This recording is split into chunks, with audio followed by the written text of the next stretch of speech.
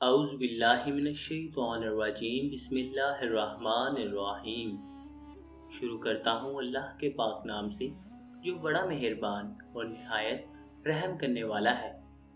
میرے آقا کریم صلی اللہ علیہ وآلہ وسلم کے پیارے غلاموں، السلام علیکم۔ محترم دوستو، آج کا یہ قصہ آخر تک مکمل ملاحظہ فرمائیں۔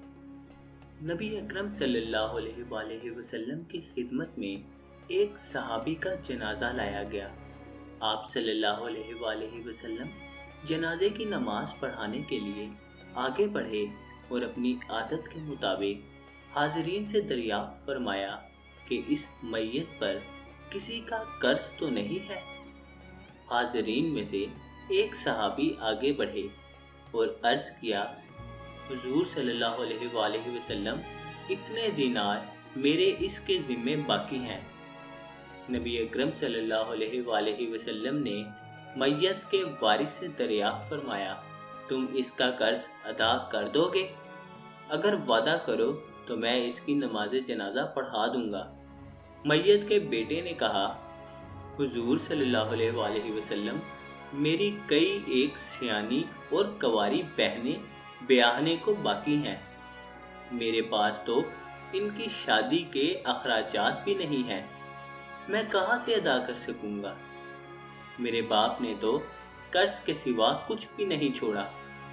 چونکہ قرض حقوق العباد ہے، اس لیے کسی صورت میں بھی معاف نہیں ہو سکتا جب تک کہ اسے ادا نہ کر دیا جائے یا قرض دینے والا معاف نہ کر دے۔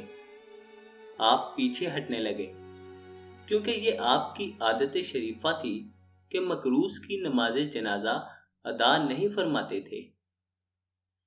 آپ صلی اللہ علیہ وآلہ وسلم نے اعلان فرمایا، تم میں سے کوئی آدمی اس کا قرض ادا کرنے کی ذمہ داری لیتا ہے؟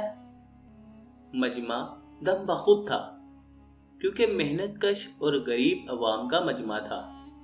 مجبوراً آپ صلی اللہ علیہ وآلہ وسلم پیچھے ہٹنے لگے اور فرمایا کہ تم لوگ نماز پڑھا دو۔ یہ ایک بہت بڑی سعادت تھی جس سے میت محروم ہو رہی تھی کہ ایک آواز آئی، حضور اقدس صلی اللہ علیہ وآلہ وسلم، میں اس کا قرض اپنے ذمے لیتا ہوں۔ پیون زدہ کپڑے، غبار آلود بال، شیر خدا حضرت علی مرتضیٰ رضی اللہ تعالیٰ عنہ کھڑے تھے۔ حضور صلی اللہ علیہ وآلہ وسلم، میں محنت مزدوری کر کے میت کا قرض ادا کر سکتا ہوں۔ آپ صلی اللہ علیہ وآلہ وسلم نماز جنازہ ادا فرمائیں۔ حضور صلی اللہ علیہ وآلہ وسلم مسکرا کر آگے بڑھے کہ آخر شیر خدا ہی ہوتا ہے، پہاڑ ٹل تو ٹل جائے، یہ اپنے وعدے سے نہیں ہٹ سکتا۔ نماز جنازہ ادا فرمائی اور میت کے ساتھ حضرت علی کرم اللہ وجہہ کے لیے بھی دعا فرمائی۔ سبحان اللہ۔ محترم سامعین، امید ہے کہ آپ کو آج کا یہ قصہ پسند آیا ہوگا۔